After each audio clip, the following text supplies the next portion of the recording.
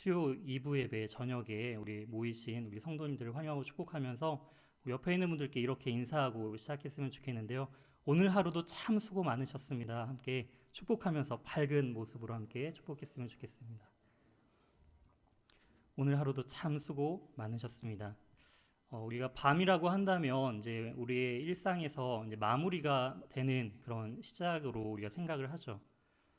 저녁이 된다. 이제 하루의 일과가 마친다라는 그런 생각이 들 것입니다. 하지만 유대인의 그런 시간적인 개념은 우리가 가지고 있는 시간적인 개념과는 조금 다릅니다. 바로 해가 질 때가 그들의 하루의 시작이기 때문이죠. 우리는 해가 질 때가 하루의 시작이 끝나는 것이라고 생각하는데 유대인들에게는 오히려 해가 지는 것이 하루의 이제 시작이다라는 것입니다. 이처럼 여호와의 밤이라는 표현은 참 중의적인 표현인 것 같습니다. 우리가 끝이라고 생각하는 그 순간 시작하시는 하나님, 그것이 바로 오늘 나타나는 출애굽 사건이기도 하죠. 오늘 이 본문 말씀을 통해서 과연 이 출애굽, 그것이 의미하는 바가 무엇인지, 또 그 출애굽이 우리의 삶 속에서 어떠한 의미가 있으며 또 하나님의 백성된 자녀의 삶은 어떠해야 하는지 오늘 본문을 통해 함께 상고하는 그런 복된 시간이 되길 소망합니다. 오늘 본문 37절 말씀을 보게 되면요, 이제 이스라엘 백성들이 430년 동안 머물렀던 그 애굽 땅에서 드디어 출애굽하는 사건이 기록되어 있습니다. 그들이 람셋 지역에서 이제 숲곳으로 떠나게 되는 것인데요. 그때 이제 유아 외에 보행하는 그 장정만, 건장한 남성만 60만 가량이 되었다라는 것입니다. 이제 이 남자가 결혼한 아내와 그 다음에 두 자녀들만 생각한다 할지라도 최소 200만 명이 넘는 그런 거대한 민족으로서 이스라엘 백성이 커졌다라는 것을 우리는 알 수가 있죠.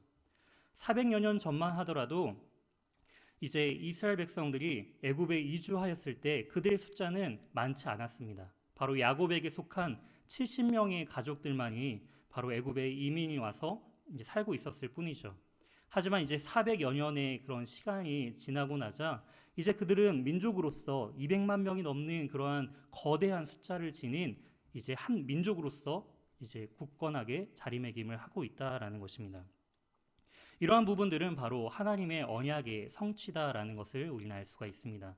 창세기 1장 28절에 나오는 것처럼 하나님께서 생육하고 번성하여 땅에 충만하라라고 말씀하신 그런 번성하고 충만한 그러한 이미지가 바로 아브람 때, 아브람 소명인 창세기 12장에서 분명히 너의 민족을 이제는 내가 그들을 많게 하겠다라는 분명히 약속이 있었습니다. 큰 민족을 이루겠다라는 그러한 하나님의 언약의 신실하심이 드디어 출애굽기 12장에서 그들이 출애굽할 때 그들이 민족으로서 큰 민족을 이루는 것으로서 하나님의 신실한 약속이 성취되는 것을 우리는 발견할 수가 있습니다. 그런데 우리가 생각할 때는 출애굽은 이스라엘 민족에게만 속한 그런 출애굽의 사건이라고 생각할 때가 많이 있는데요. 38절, 오늘 본문 38절을 보면요, 이스라엘 백성들만 출애굽한 것이 아님을 알 수가 있습니다. 여기서는 이제 수많은 잡족이라고 표현이 되어 있는데요, 함께 섞여 살던 수많은 다른 민족들도 이제 의미를 합니다. 이스라엘 백성들이 출애굽할 때 그 출애굽은 이스라엘 백성들만을 위한 출애굽이 아니라 애굽에서 함께 섞여 살았던 그 수많은 민족을 향한, 즉 수많은 민족을 대표하는 세상을 향한 하나님의 구원의 여정이 시작되었음을 바로 이 출애굽 사건에서 볼 수 있다라는 것이죠. 이처럼 하나님의 이 출애굽 사건은요, 급하게 떠남으로써 우리가 시작됨을 알 수가 있습니다.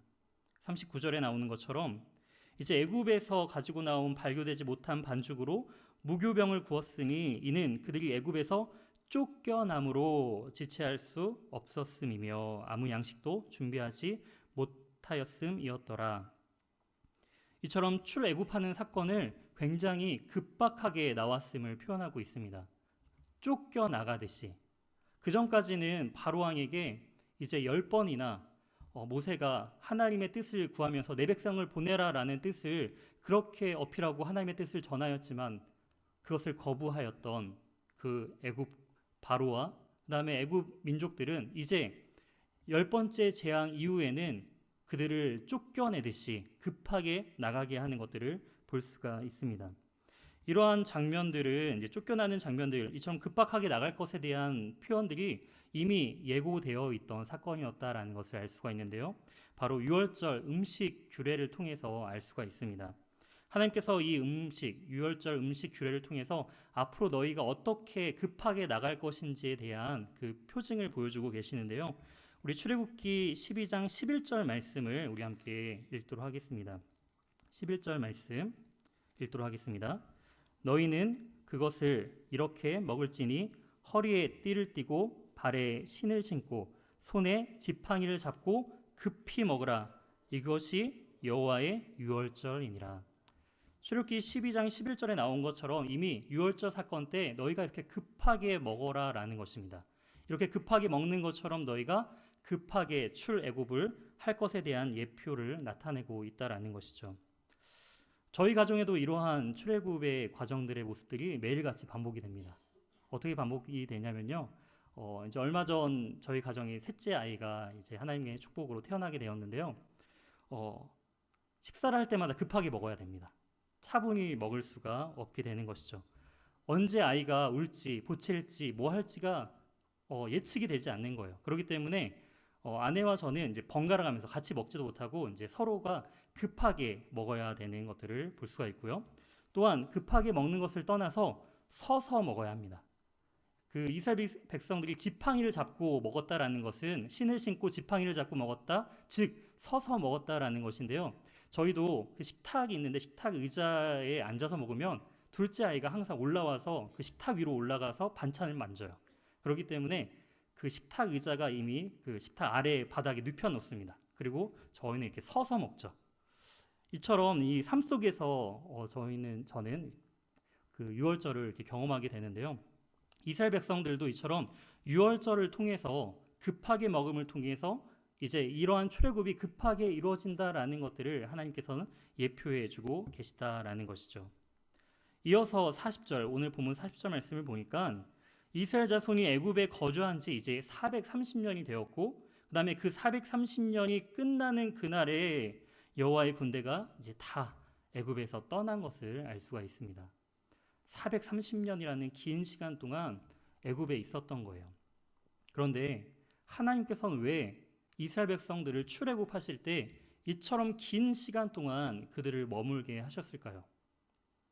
하나님은 분명히 능력이 있으신 분이고 더 빨리 그들을 출애굽하실 수 있는 분이실 텐데 왜 이처럼 오랜 시간 동안 하나님께서는 때론 그들의 침묵과 울부짖음을 왜 듣고만 계셨을까요?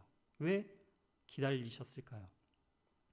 어떤 사람들은 그렇게 이야기합니다. 하나님의 그 말씀인 큰 민족을 이루기 위한 최적의 장소가 바로 이 애굽이었을 것이다 라는 것이죠. 여러 가지 수많은 다른 민족들에서 보호를 받을 수 있는 장소가 바로 이 애굽이었을 것이다. 그래서 하나님의 그 큰 민족을 이룰 때까지 하나님께서는 애굽에서 때로는 억압받는 삶이지만 그들을 이 애굽에서 보호하셨다라고 평가하기도 합니다. 물론 이 말 자체가 다 틀린 건 아니지만 더 성경적인 그 의미를 우리는 찾아봤으면 좋겠는데요. 그 의미는 바로 창세기 15장 13절에 기록되어 있습니다. 제가 읽어드리도록 하겠습니다. 여호와께서 아브라함에게 이르시되 너는 반드시 알라. 내 자손이 이방에서 객이 되어 그들을 섬기겠고 그들은 400년 동안 내 자손을 괴롭히리니. 이미 아브라함 때 창세기 15장에서 하나님께서 예언하신 부분이에요.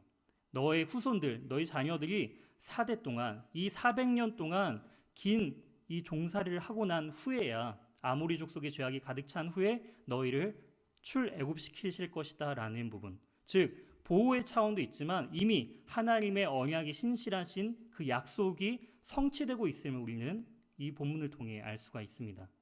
즉 하나님의 언약이 이처럼 창세기 1장 28절에 나온 것처럼 또한 창세기 12장을 거쳐 15장을 거쳐 이 출애굽기 12장에 나오기까지 하나님의 언약적인 신실함이 계속적으로 흘러 연결되고 있다라는 것을 우리는 발견할 수 있다라는 것이죠.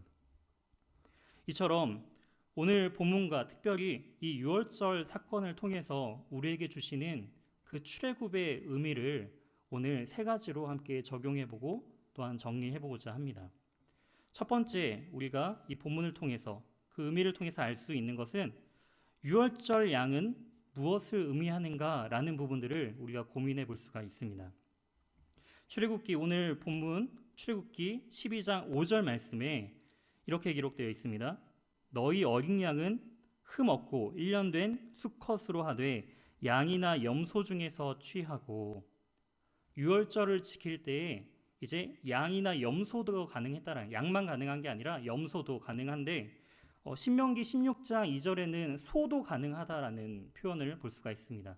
이제 출애굽 이후에는 신명기 때는 이제 민족적인 행사로서 유월절이 진행이 되기 때문에 이제 소도 이제 양뿐만이 아니라 소로도 이제 민족적인 축제로 이제 지켜질 그런 절기임을 우리가 알 수가 있는 것이죠. 근데 중요한 것은 이 1년 된 흠 없는 양이어야 된다라는 것입니다. 그렇다면 이 양이 가리키는 것은 과연 무엇일까요? 이 양에 대한 해석에 대한 본문이 신약에 등장하는데요. 요한은 요한복음 1장 29절에 이렇게 말합니다. 이튿날 요한이 예수께서 자기에게 나오심을 보고 이르되 보라, 세상 죄를 지고 가는 하나님의 어린 양이로다. 요한은 예수님을 하나님의 어린 양으로 표현하고 있습니다. 베드로전서 1장 19절에는 베드로가 이렇게 말하고 있습니다. 오직 흠 없고 점 없는 어린 양 같은 그리스도의 보배로운 피로 된 것이라. 베드로 역시 예수 그리스도를 흠 없고 점 없는 그런 어린 양으로 표현하고 있습니다. 고린도전서 5장 7절에 바울은 이렇게 기록하고 있습니다. 너희는 누룩 없는 자인데 새 덩이가 되기 위하여 묵은 누룩을 내버리라. 우리의 유월절 양 곧 그리스도께서 희생되셨느니라. 신약의 여러 기자들을 통해서도 증거된 바 바로 이 유월절 사건의 이 어린 양은 바로 아무런 흠이 없으신, 점이 없으신 우리를 대속하기 위하여 세상 죄를 지고 가실 바로 유월절 어린 양이심을 이 본문들을 통해서 우리에게 밝히 보여주고 있다라는 것이죠. 이처럼 성경은 분명히 유월절 어린 양이 그리스도시고 바로 십자가에서 피 흘려 죽으심으로 자신의 백성을 구원하시는 그런 십자가의 대속의 사건임을 우리에게 분명히 이야기해주고 있습니다. 우리는 수많은 설교와 또한 성경을 읽음을 통해서 이러한 사건들, 이러한 내용들을 익히 많이 들어봤죠.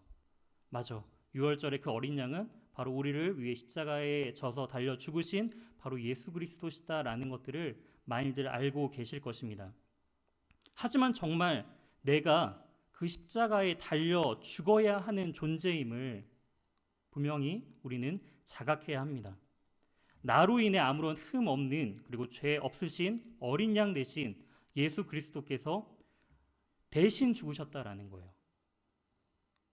대신 내가 죽어야 할 자리였다라는 것들을 우리는 분명히 인식하고 인정해야 된다라는 것입니다. 이처럼 하나님은 이스라엘 백성에게 이 유월절을 매년 지키도록 하십니다. 매년 이 유월절을 왜 지키게 하셨을까요? 바로 애굽에서의 그 고난을, 고통을 기억하라라는 것입니다. 그리고 유월절 그날 그 밤에 죽어야 할 대상은 바로 너희였음을 기억하라라는 것이죠. 내가 죽어야 할 그 자리 가운데 어린 양이 죽은 거예요. 내가 죽어야 할 그 십자가에 예수 그리스도께서 바로 어린 양으로서 피 흘려 돌아가셨다라는 것입니다. 그렇다면 우리는 어떻게 이 사건들을 우리가 기억할 수 있을까요? 하나님께서는 이스라엘 백성들에게 이 유월절을 매년 지킴을 통해서 기억하게 하셨다면 우리는 바로 예배드림을 통해서 그리스도의 그 십자가의 죽으심과 부활하심을 우리는 기념하고 기억하고 있다라는 것입니다.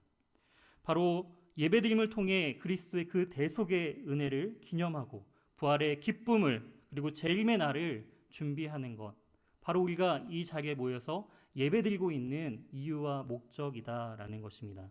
이것이 바로 진리의 복음이다라는 것을 우리는 기억해야 합니다. 그렇다면 이제 대속의 은혜로 살아난 우리는 과연 어떠한 삶을 살아야 할까요?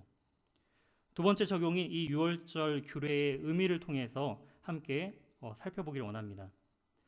이 유월절 규례의 의미를 살펴보기 전에 우리 출애굽기 12장 11절 말씀을 우리 함께 한 번 더 읽었으면 좋겠는데요. 11절 말씀입니다. 시작. 너희는 그것을 이렇게 먹을지니 허리에 띠를 띠고 발에 신을 신고 손에 지팡이를 잡고 급히 먹으라. 이것이 여호와의 유월절이니라. 이것과 굉장히 유사한 사건이 신약에 등장하는 것들을 볼 수가 있습니다. 그 사건 중에 하나가 바로 헤롯에 의해 감옥에 갇혀진 그 베드로의 투옥 사건인데요. 사도행전 12장입니다. 여기는 출애굽기 12장인데 사도행전에도 동일하게 12장인데요. 7절과 8절에 이렇게 기록되어 있습니다. 호련히 주의 사자가 나타나매 옥중에 광채가 빛나며 또 베드로의 옆구리를 쳐 깨워 이르되 급히 일어나라 하니 쇠사슬이 그 손에서 벗겨지더라. 천사가 이르되 띠를 띠고 신을 신으라 하거늘 베드로가 그대로 하니 천사가 또 이르되 겉옷을 입고 따라오라 한대. 급하게 띠를 띠고 신을 신고 나가는 그런 장면들이 계속적으로 반복되는 유사성을 우리는 살펴볼 수가 있습니다. 띠를 띠고 신발을 신고 지팡이를 잡는 그 여러 가지 사건의 모습들이 의미가 있는데 그 중에 띠를 띠는 부분에 있어서 그 의미를 좀 더 살펴봤으면 좋겠습니다. 성경에서 띠를 띈다라는 의미는 세 가지 정도로 살펴볼 수가 있습니다. 우리가 좋아하는 그 여행을 떠날 때, 멀리 여행을 떠날 때 우리는 띠를 띈다라는 표현이 성경에서 등장을 하고요. 두 번째는 달리기를 시작할 때, 옷을 여미는 동작으로서 달리기를 시작할 때 띠를 띠는 것을 볼 수가 있습니다. 그리고 마지막 세 번째는 전쟁에 참가할 때, 전쟁에 나갈 때에 띠를 띠는 모습을 볼 수가 있습니다. 여행을 가고 달리기를 하고 그 다음에 전쟁을 나아가는 그 역동적인 그 모든 동작 가운데 이 띠를 매는 장면들을 볼 수가 있는 것이죠. 그런데 여기에 공통점이 있다라고 한다면 이스라엘 백성들이 띠를 띠고 나가는 장면, 애굽에서 종으로서의 신분에서 이제는 더 이상 종이 아닌 하나님의 군사로서 그들이 띠를 메고 나가는 것을 볼 수가 있고요. 그 다음에 사도행전 12장에도 동일하게 죄인으로서 갇혀진 베드로가 이제는 하나님의 말씀을 담대하게 전할 하나님의 사도로서 다시금 띠를 띠고 나가는 모습들을 볼 수가 있습니다. 바로 신분의 변화가 나타난다라는 것이죠. 이 유월절 사건은 단지 그 음식을 먹고 기념하는 데 끝나는 것이 아니라 그들의 신분이 변화됨에 그 의미가 있다라는 것입니다. 그들이 더 이상 종이 아닌 하나님의 군사로서 그들의 삶을 시작하는 모습을 볼 수가 있습니다. 그러므로 이제 우리는 고린도전서 10장 31절 말씀처럼 우리가 먹든지 마시든지 무엇을 하든지 다 하나님의 영광을 위하여 하는 존재가 되었음을 우리는 알 수가 있습니다. 이처럼 이제 새로운 신분으로서 더 이상 종이 아닌 하나님의 자녀로서 하나님의 군사로서 살아가는 우리 귀한 성도님들, 이제 마지막으로서 출애굽이 의미하고 있는 마지막 부분들을 함께 고민해 봤으면 좋겠는데요. 마지막 세 번째로 출애굽은 끝이 아닌 출발이다라는 것입니다. 우리가 처음에 살펴본 것처럼 유대인들에게 그 밤은요, 이제 끝이 아닌 시작이었습니다. 애굽인들에게 그 여호와의 밤은요, 절망의 시간이었죠. 자신들이 사랑하는 모든 장자들이 죽음을 경험하는, 애굽에 그렇게 큰 부르짖음이 없을 만큼 고통의 시간이었습니다. 하지만 이스라엘 백성들에게 하나님의 이 여호와의 밤은 어떠한 밤이었나요? 이제 종의 신분에서 벗어나 새로운 하나님의 군사로서 시작하는 새로운 희망의 시간이었음을 우리는 알 수가 있습니다. 하나님은 그들에게 이제 하나님의 군사로서 삶을 시작할 때 그들에게 변화를 주십니다. 무엇을 변화시켜 주셨는지 우리 다시 출애굽기 12장 2절 말씀을 함께 다시 읽어봤으면 좋겠습니다. 2절 말씀입니다. 시작. 이 달을 너희에게 달의 시작 곧 해의 첫 달이 되게 하고. 아멘. 하나님께서는 새로운 시간표를 주셨다라는 것이죠. 그들이 유월절을 준비하고 이제 출애굽하는 그